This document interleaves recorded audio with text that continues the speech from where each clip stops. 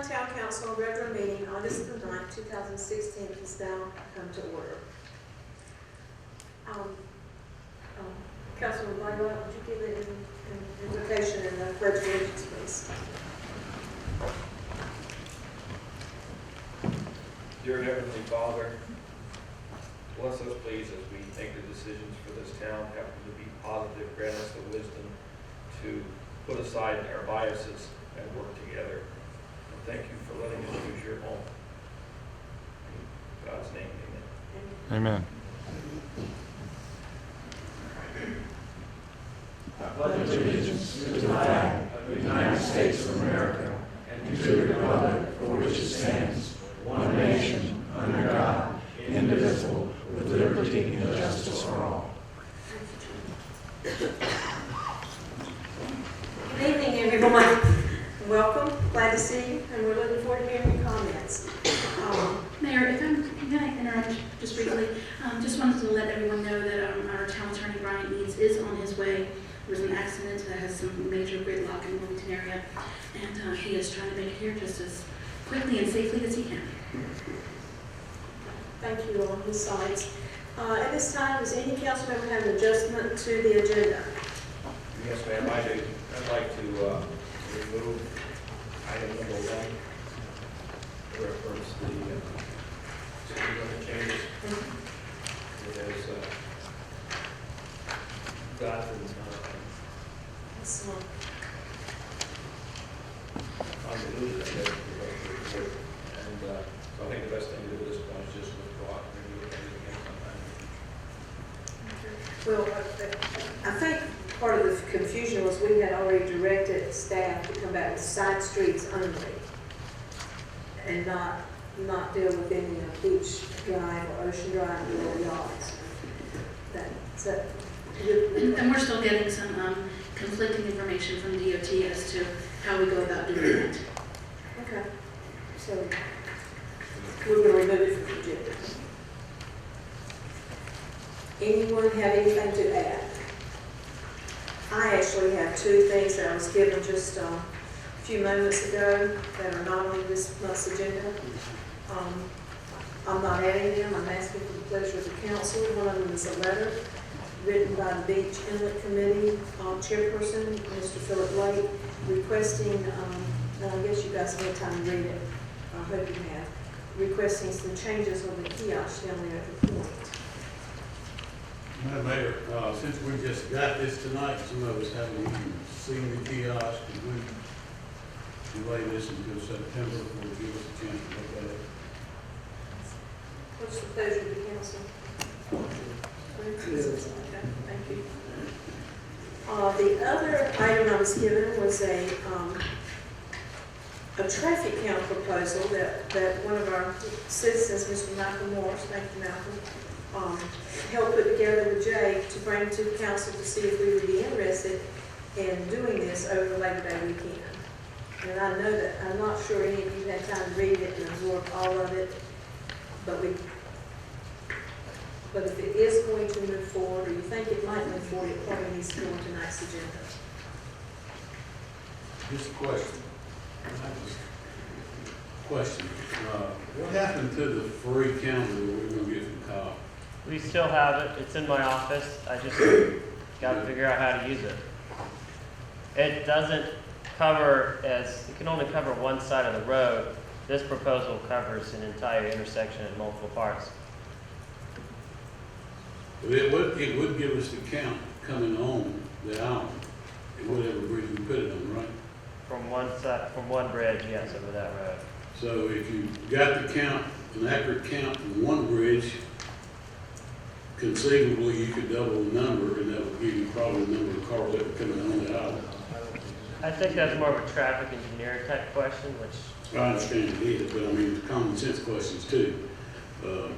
Maybe not an exact or an accurate number, but a comparable number probably. I just don't see the point in us spending $8,000 to do this when we can get somewhat of an accurate count ourselves if you can figure out how to use the device.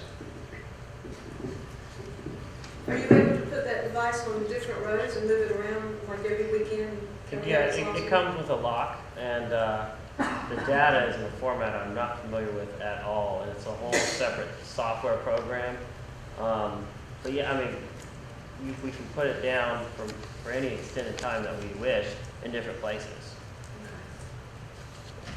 All right, any more questions? Pleasure. We're talking about traffic. Pleasure of the council. So the way I understand it, you're going to move the camera from one place to another on the road count from one place to another, is that correct? Right now, the plan is for Labor Day weekend, where we get higher numbers. I think the 133 bridge would be better, and I can lay it out there for over the weekend, Friday when I leave work, and then pick it up Monday when I come into work, and Tuesday, excuse me, and then plug it into the computer and see what sort of spreadsheets I can make, and charts. But the question right now is, do we, the pleasure of the council will add this to tonight's agenda for discussion and possible vote? I would say add it for discussion, just to put it on there. Okay. Under new business, his signs, Yes, ma'am. and that will be number 5. And Madam Mayor, I have one thing we need to take off for right now. Under approved minutes, number 2, authorization for staff to pursue grant funding for bicep pedestrian grant. I think we need to look and see what the county has, what they're working on, and then go from there. So that's number, What's that, consent agenda? consent agenda. And for clarification, is that to remove it from the consent agenda for discussion, or just remove it from the agenda? Just remove it from the agenda. As we start. Can I comment on that? If we remove it from the, want me to go to podium? No, you're good. I don't know the auditor reporting. Oh, I'm sorry.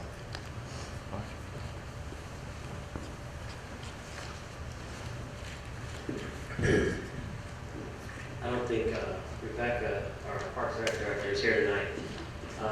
But if it is removed from the agenda at this meeting and then not voted on, the reason it's on the agenda is because we need authorization from you to go ahead and apply. There's a cash match only that is required of 20%, around $8,000. Given the deadline of the grant, it would make it really impossible for us to apply for the grant without a decision from council tonight. Jake, how much area does that grant cover for 17,000, whatever it is? We would probably ask for around 40,000 total with an $8,000 match. It would cover the jurisdiction of Oak Island, and we would coordinate with Brunswick County and other regional plans to make sure there was continuity between the data sharing. Could you be specific what it would be used for? It's only a planning grant. It is not for infrastructure, for bike lanes or multi-use paths or things like that. Often you have to have the plan in place first before you can obtain grants and other capital improvement type funds to install that kind of stuff. So this is the first phase, the planning phase. So it's essentially for data and for paper to have the plan in place so we can ask for funding to install bike lanes and sidewalks or whatever else the plan calls for. All right, thank you. Pleasure of the council. I agree with what Jeff said, if the county's got a plan, if they're working on a plan, that's kind of rely on them to give us, if they're involved in this, we're gonna know what comes out of the meeting. I'm not willing to spend any money if we're not spending it. All right, very good. Any more adjustments? Chair will entertain a motion to approve the agenda as amended. Second.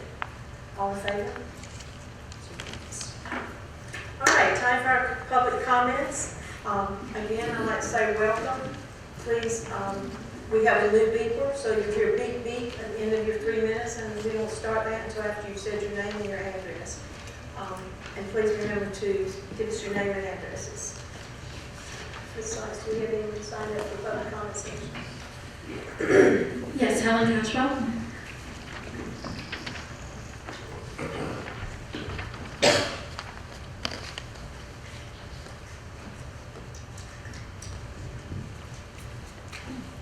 I'm Helen Cashwell, 3407 East Yacht Drive. I commend you on your changing of the ordinances. It's in our number 4 this evening that will be presented in the additions that we made to our sewer. This is a much-needed text amendment. I would like to ask how the town, though, will handle the building of a home when there will not be enough pumping capacity to handle the additional flow. Will it be the developer? Will it be the homeowner? Who will it be that will be the last one? And who will pay for the addition to the existing pumping station that will be impacted? Good news, bad news. Will the citizens be notified when too much building is going on in one particular area and lots that will not be allowed to be developed? Future for this system should be monitored very carefully lest we reach build-out and lots that have paid for assessments be denied development. I question also the accuracy of the average number of bedrooms that's shown in this exhibit tonight, because we know that there are now 8 and 12 bedrooms that are being built. Since the state of North Carolina mandated that municipalities could not prevent 5,000 square foot houses being built. So a lot of stuff goes on in 5,000 square feet. That has definitely changed the playing field for the size of homes that we will see built, mostly for investors, since our building fees are so cheap, and I feel that we should look at those also. I would also like to ask that we mandate that future cutting across streets to hook up homes be stopped. We don't need any more damage to our streets than we already have. The future indebtedness of this town rests on good planning and carefully monitoring of the most expensive infrastructure that any town could incur. Thank you. Thank you, Ms. Cashman. Darrell Will.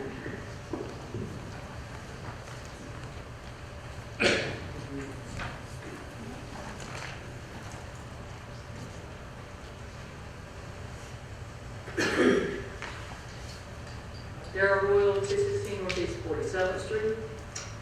Although I helped draft the goals for the comprehensive shoreline management plan, given the changes in camera rules related to shoreline development, I find that I cannot support any of the scenarios for FEMA engineered being proposed in my feasibility study. Without a 450-year project, it was necessary to construct a FEMA engineered beach with a 25-year storm level of protection in order to qualify for a static vegetation line exception. Now that the static vegetation line could be replaced by a development line with no requirement for a commitment to future beach nourishment, and since the town has approved the request for the CRC to approve a proposed development line, there is no need for a FEMA engineered beach with a 25-year storm level of protection, or any level of protection.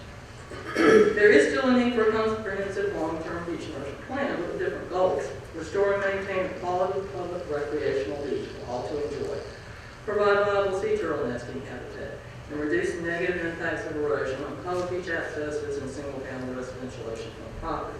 The most efficient way to accomplish these goals is with a berm-only project design at elevation 7 to 8 feet. Plant sea oaks on the landward side of the berm, space the sea oaks to grow a smaller funnel dune, and establish a first line of stable natural vegetation over time. One scenario is with berm widths of 50, 75, and 100 feet, and front planted areas 20 feet wide to determine the initial and maintenance sand volumes, costs, and construction timetables. You only need to travel a short distance to see the results of beach nourishment using a berm-only project design with planted sea oaks and subsequent nourishment for beach maintenance. In the area of Barbie, Southeast 64th Street, existing conditions provide protection for a 10-year storm, the highest level of protection for any region on the island. The dunes are still growing and covered with healthy sea oak plants laden with clusters of seed. There's a wide, dry sand berm at high tide for recreational use, and the nesting habitat for sea turtles is far superior to another project area bearing the name. As you can see from the illustration on page 20 of the dune book by Spencer Rogers and David Nash, more landward location of a small dune may provide equal protection to a larger dune further seaward, and the increased width of the dry sand berm certainly provides more area for public recreational use and viable sea turtle nesting habitat. Also, locating the proposed development line 25 to 30 feet farther than currently proposed would still provide an ample building envelope for residential development along with a wider dry sand run for recreational use. Please, I am begging you, set aside the plans to build a big dune to protect bigger houses behind the development line closer to the ocean, and make plans to build a public recreational beach that we can all enjoy. Thank you. Thank you, Ms. Rowland. Malcolm Morrison. Refer to the agenda. I'll wait for the item on the agenda. No, sir, it's public comment. I mean, Yeah, once it gets up here, you can't speak. It's, you don't want the agenda for a presentation. It's for discussion. You sure you don't want to say anything on it? I'll wait for the, don't you have it on the agenda for me to speak about it? That's discussion. I guess I was confused. We added the agenda item, but I mean, it's not council's usual practice to hear comments during the agenda item.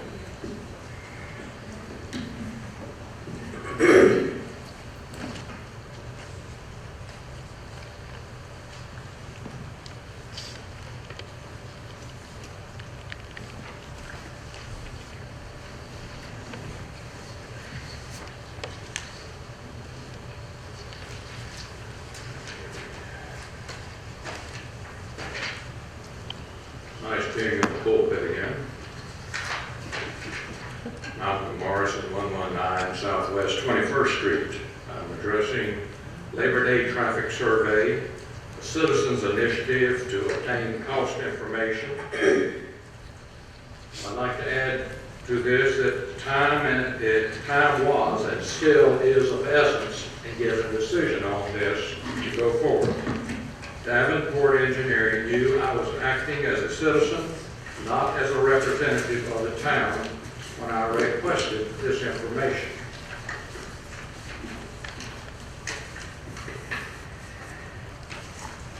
The second slide that you have there, the need for the summer traffic volumes is that we have no traffic data available for Middleton Boulevard, neither summer, nor winter, nor any time. Peak summer Vista data is needed for planning. I give you about 3 or 4 cases there that we would need to know peak population estimates for the summer when we're in peak tourist season. For example, not likely to happen, but we do have towers warning us if there's a nuclear incident, so it's not beyond the realm of possibility. So we need to have planning for immediate evacuation or shelter in place. Now, how is a day tripper in July going to shelter in place? In their car, in the sun, or are all those visitors going to evacuate over Middleton? Another need is knowledge base for parking plan. As we look at the growth of parking that's needed out there, you need to know what the amount of parking is so you can design a plan that fits in with a future beach access. That leads to the third point that is useful in helping to project what future day trippers would be to get estimates of parking revenues for people coming into the beach. And I'll let you know that within Brunswick County, everybody is within 50 miles of the beach, and everybody in Brunswick County can reach our beach and not be considered a day tripper, but they are. The other issue in here is that estimating potential user fees from day trippers for funding beach tree nourishment. Why we need some data like this, it provides a basis for estimating fair share funding from state and county for beach tree nourishment. When we go there, and at the workshop you said you had a favorable response about the state understanding the beach nourishment problems all along the coast of North Carolina, and we want a basis for fair share.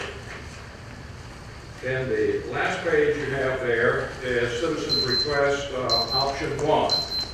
72-hour data collection at 7 locations. Okay, Ms. Morrison. Give me just, let me just read these off to you. Yeah, but if we allow you, then we have to allow the other people. We can read these. Okay. The recommendation is for the $8,000 option. You see it's more cost effective than option Yes, sir. 1. Yes, sir, We thank could use the town's extra monitor on Dodge Street that would enrich it. Thank you, Ms. Morris. Miles Varner. Been taken off the agenda, correct? You still have an opportunity to speak if you'd like to. All right.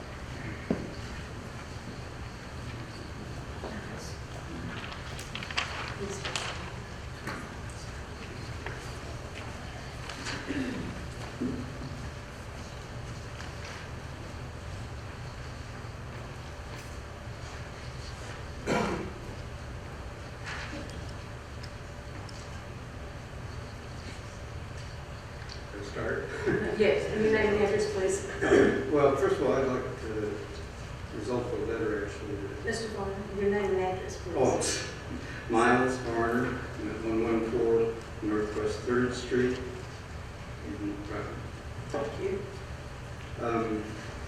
There was a letter written to the pilot that I was going to indulge in, and because I thought I had some answers for what the person was saying, and also it brought up other questions which I think are legitimate and should be dealt with in terms of general safety. I'm most concerned about the safety now in relation to the cross streets, or whatever you want to call them, and I have a lot of concern about it. I think it's an easy change. I think it's a common sense change, a combination of words I reluctant to use anymore. But it is a safety issue, and I think it needs to be dealt with, and it's an easy fix, really, at a minimum cost. And so I hope we can go forward with the decision to reduce. And with the understanding, too, that everybody understands that there's a portion of the city, maybe 25% of the town, that is already has a 25-mile-per-hour limit. And there was some confusion last time when I brought that up. Some people still didn't understand. But anyway, I just wanted to be clear. One is I'm grateful for the opportunity it's been to work with Jay Perez, get some more information and help, and also with the mayor and the committee itself. And I hope we can go forward, and I think it's just a baby step, frankly, in terms of some really needed changes.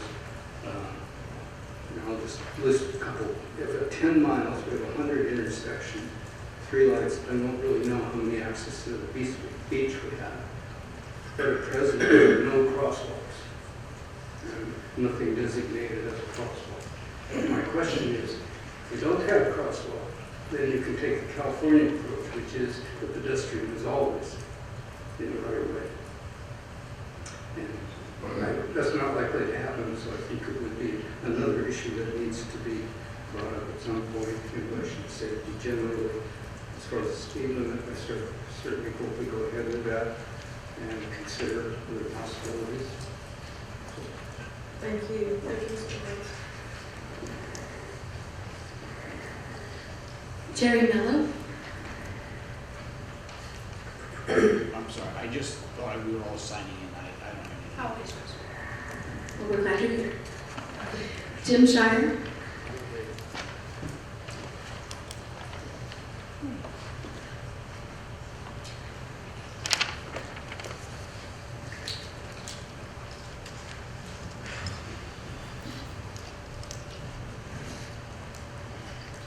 Jim Shire, 3503 East Yacht. I'd like to briefly touch on the traffic situation. Yacht Drive is a residential street. There are no sidewalks, no bicycle paths, no shoulders. Yacht Drive is the most used recreational street on this island. Bicyclists, joggers, walkers, skateboarders, people in golf carts. The street is only 22 to 23 feet wide. A normal vehicle is 6 feet wide. A normal boat trailer or construction trailer is 9 feet wide. If there's vehicles coming in both lanes, that only leaves 2 feet for a bicyclist or a walker, and they take up more than 2 feet.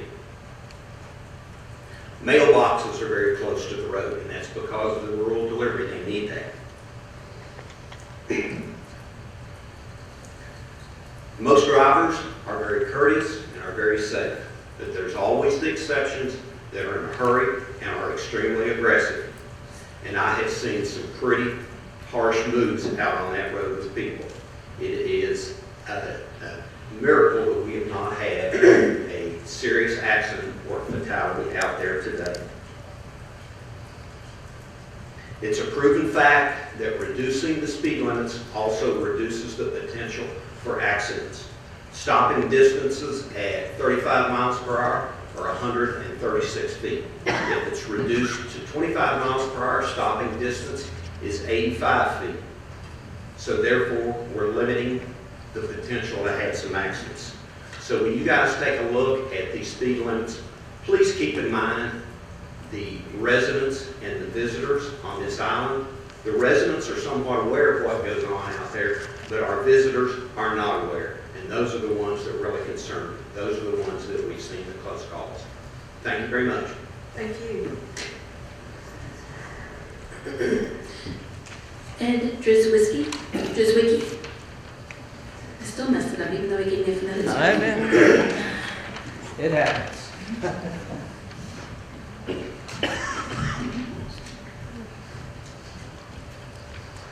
Ed Drzwicki, 128 Northwest 19th. I am here also to support the reduction in the speed limit to 25 miles an hour. And to make sure that it does include yacht, because I walk there daily, I see the traffic. Granted, probably 80% of the people follow the rules, but there are the 20% of the people that don't. And believe me when I tell you, there's people out there walking their dogs, there's kids out there on their bicycles, and there's plenty of golf carts. And the activity that happens mostly is during the morning when it's cool and in the evening when it's cool. And because yacht runs east and west, you either got the sun on the east or the west, so it really affects the drivers who are driving on you. So if you're going in the evening and you're driving out towards the west end, the sun is very, very blinding, and it's very, very hard to see pedestrian traffic on that road.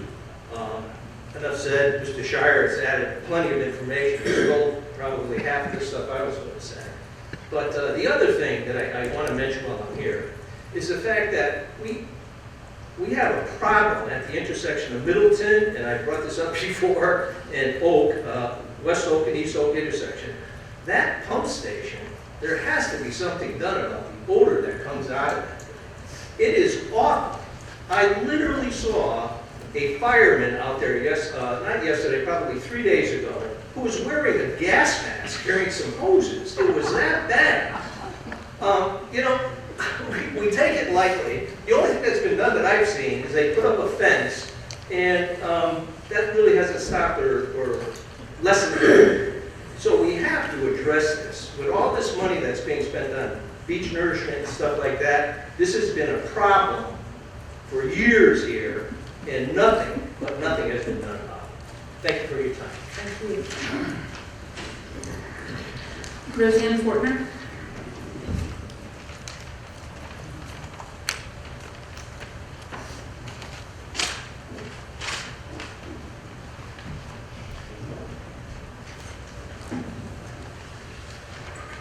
President Fortner, 113 Paula Circle, speaking for the Beach Preservation Society. First announcement is that we have 2 vacancies on the BPS advisory board, and we invite you to join us for the kinds of things that we do to make people aware of their responsibilities to the beach and ways to protect the beach.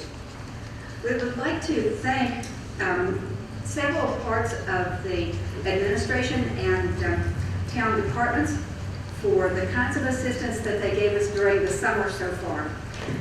Our special thanks to Public Works for the removal of gear left overnight, for installation of doggy pots, a new type of doggy bag boxes, and for rinsing stations. There'll be more of those later on.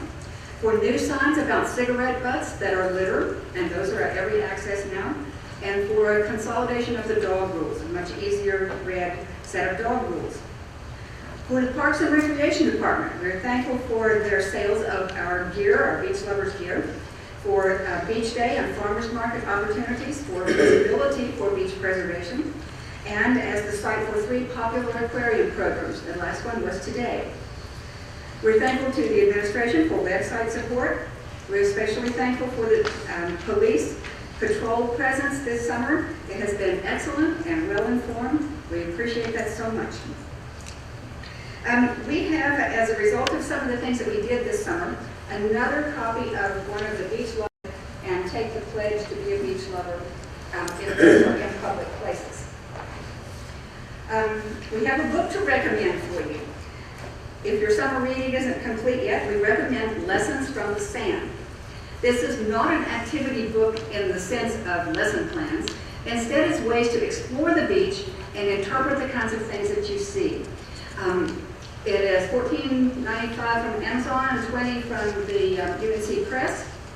But the authors here are familiar with all of the beaches in North and South Carolina. It's Pilkey and Pilkey, father and son duo, and they will help you to understand the processes that go on naturally on the beach and some of the ways that those are manifested in the things that you see. Lessons from the Sand. We'd like for you to mark your calendars, please, for September 17th, which is International Coastal Cleanup Day. I'll remind you about that next month.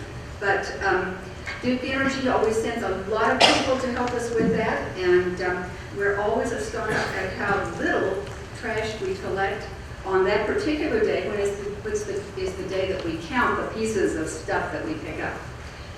We collect so little that day because we've done such a good job all summer. Thanks. Thank you, Ms.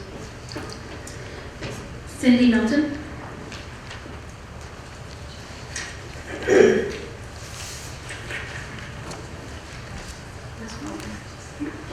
With our town manager about giving us Thank you.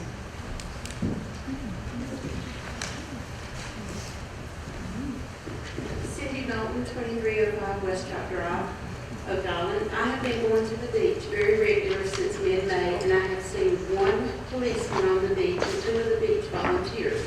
And the volunteer rode by so fast on the ATV, I couldn't even read the sign on the back. During this time, I've seen numerous beach wagons and carts dragged across the dunes directly beside the Keep Off Dune sign. This is mostly from tourists from the beachfront first row. I've also seen beach chairs thrown over the beach vegetation on the dunes. And how much did the vegetation and man hours cost the city? And yet the visitors come here and destroy it. I have went out on the beach after 10 p.m. and found many canopies left on the beach and left there for the entire week. Also, dogs off leash, running around on the beach and going to the restroom on the beach with no cleanup. Do we not have a leash ordinance, and doesn't it apply to everyone? Parking in the tourists, by the tourists in the OKI decal parking only, handicap as well as emergency vehicle tow-away zone. Should we not be proactive in enforcing the tow-away zone before an emergency, and they have to run up and down the beach looking for the owner? Thank you. Thank you. I have Philip and Suzanne Jones. Yeah, we just thought it was a sign-up sheet. You're just signing into it, okay. All Thank right. you for attending. That's all that I have. Is that it? Thank you, everyone. All right, we're going into council reports. I'll start with you, Councilmember Bell. Do you have a report? Councilmember Scott? It is working. The only report I have is that myself and Councilman Medlin went to the A-frame Bill Smith Park, and we did a little survey on it and looked at it, and it's our opinion that it's completely repairable and that it shouldn't cost that much to get it back in operation. And in lieu of burning it down, I think it would be the right decision to make.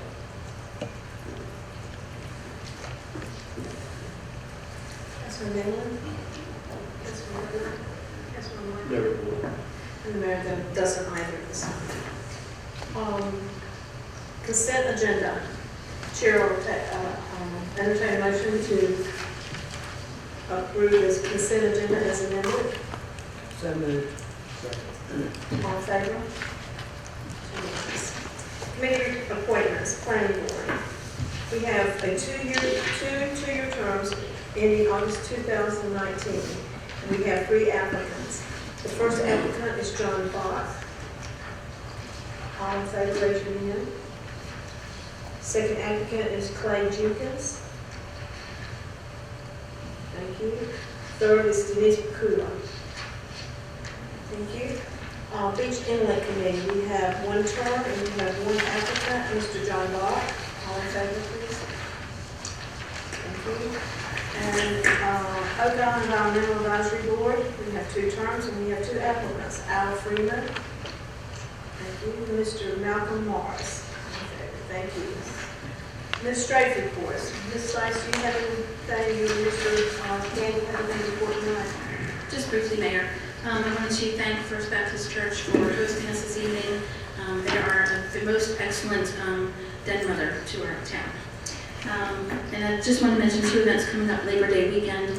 One of them is the annual Labor Day Surf-Off, and the other one is the annual Arts Guild Arts and Crafts Sale, which happens on the soccer fields behind Town Hall. And that event is from 9 to 4 that day. Mr. Gandy?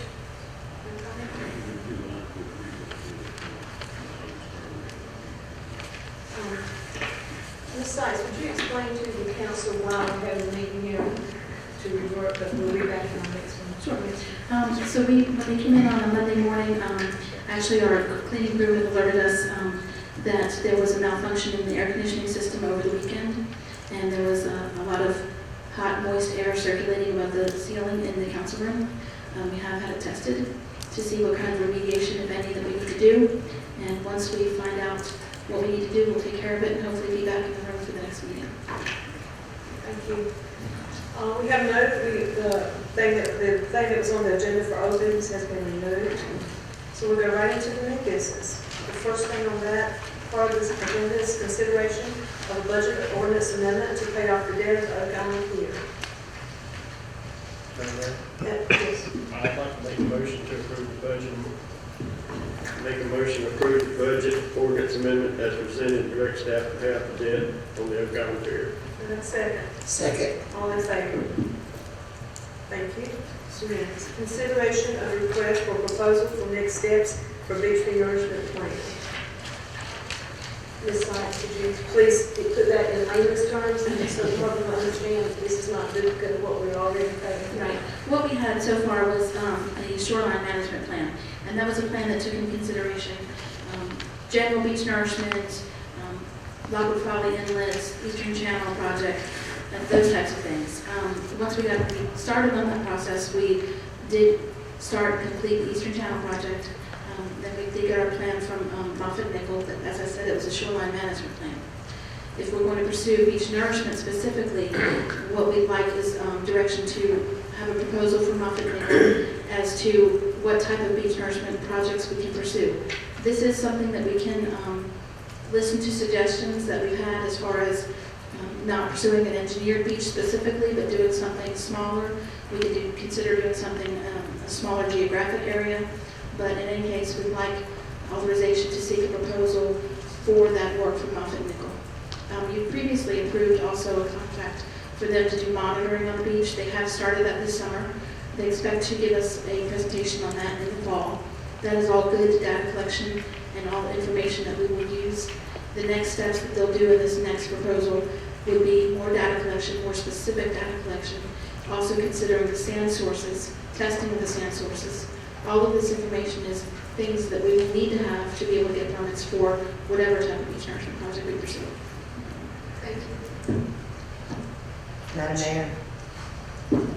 Madam Mayor, Yes. I'd like to make a motion to authorize staff to solicit a proposal from Moffitt and Nickel for the next steps in preparing a specific beach nourishment plan. Do you have a second? Any discussion? All in favor? Thank you. Number 3, consideration for researching ordinance amendments to address short-term rental homes.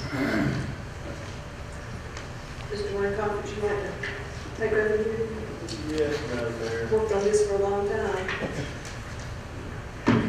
When we started all this, We thought we had something in place until the state came back and told us we really didn't have any authority to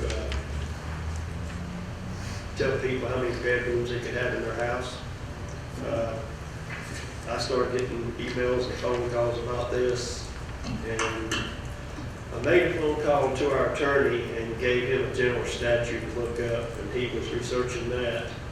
And I wish he was here right now so we could find out some information about that, but it has to do with the Atlantic Ocean and the ability of towns to be able to set their ordinance in place for sewer titles. And I guess we'll find out more when he gets here, but I think we need to do everything we can, because to me, a 12-bedroom house is not a single bedroom. It's not a single family. I'm sorry, it's just not. That's a business, and it needs to be treated that way.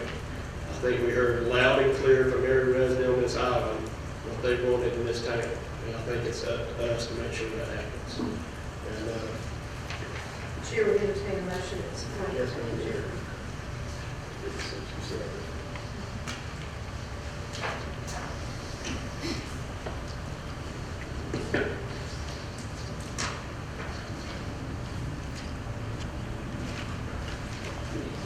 I'd like to direct staff to research possible ordinance amendments and bring back to council anything we can do about large residents being used as rental homes.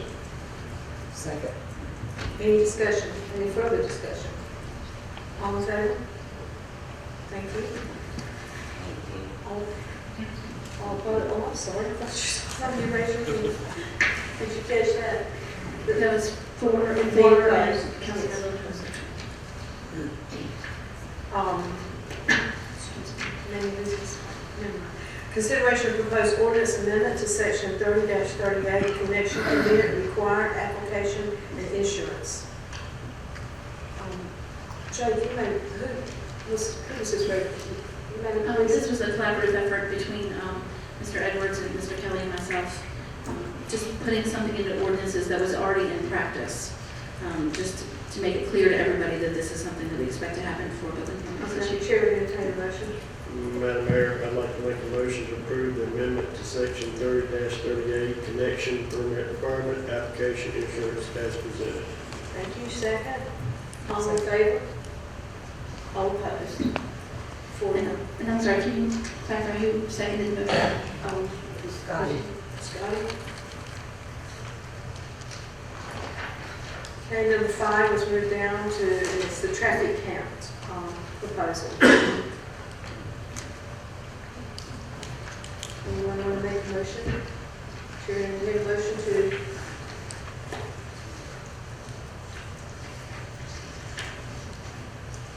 do you want to discuss it? Mayor, I would like to, I'd like to try the free route first, and then, I'd like to try the free route first, and then, later on, maybe look at the other. But if we got a counter and it's free, let's use it first. Any more discussion? I'm just thinking that maybe we put something in place in case this free one doesn't work. It would be already approved to be used if we have to. If it does not have to be, it can go back into funds. What you're proving is the money. Yes, I know. If it needs to be used, if the free one will work, then that's fine. But if something happens where this free one does not work, I think everybody that I've heard has been saying about, do we actually know how many people's coming on the island? Like for that information. I'll see if I fly. I'd like to make a motion that we approve the funds contingent to be used only if the traffic counter that we got for free is not available to work. Do I have a second? Motion dies. The next part is the closed session, but could you please check? You stop? I wonder if you might just take a 10-minute recess and Just go into recess and just recess and come back and we'll see where his ETA then is. make a motion to go into closed session. And then we can make a motion. All right, recess, 15 minutes until our attorney returns. rise. At this time, I'll call the meeting back to order, and now Chair will entertain a motion to go into closed session. So moved. You want to read the motion? Yeah, you want to read the statute?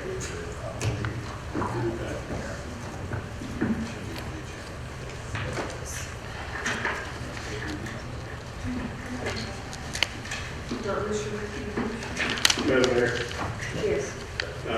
make a motion to go into closed session to consult with town attorney on pending potential litigation and discuss specific personnel pursuant to NCGS 143-318.11A, 3, and 6. All in favor? Second. All in favor?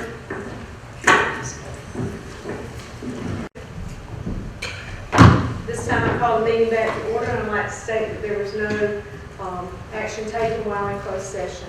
Chair will entertain a motion to adjourn. Motion to adjourn. Second. All in favor? Thank you.